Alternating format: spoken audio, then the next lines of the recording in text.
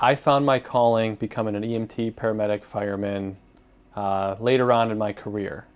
I started in the police service, worked in hospital settings. I always knew I wanted to help people, and I found that the EMT, paramedic, fire service was going to be my calling just because of the nature of the job. It's not a typical Monday through Friday desk job. It's a job that is spontaneous, a job that's unpredictable, a job that offers you that satisfaction of helping strangers in time of need. So Lakeland prepares each student for what they may encounter out in the field.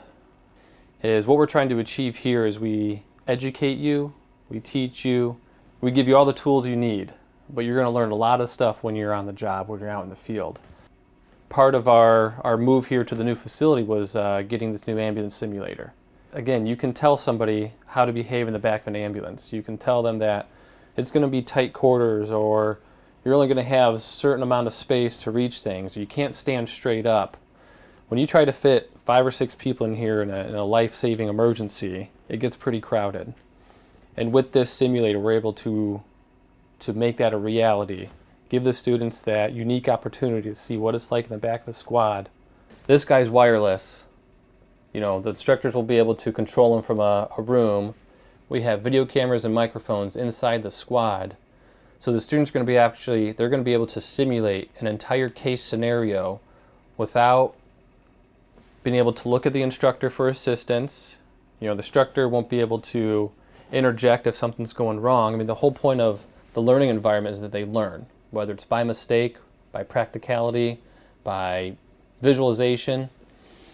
They're going to be able to simulate sitting in the back of a squad, dealing with a patient, and not have, a supervisor or an instructor or somebody that's going to be able to answer the questions for them. That's when they're going to have to put their knowledge to the test, think on their feet, and figure out how to treat them appropriately.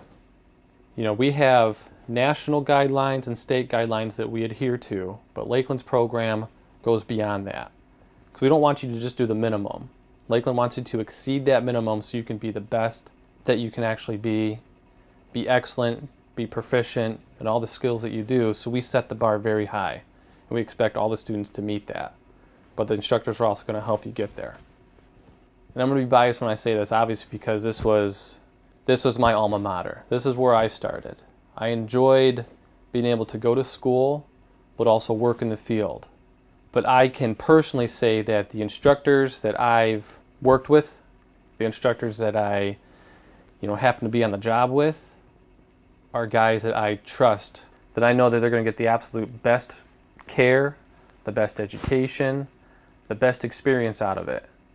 It's nice to know that a lot of the instructors here come from local fire departments, or they have family, or they have relatives in the area.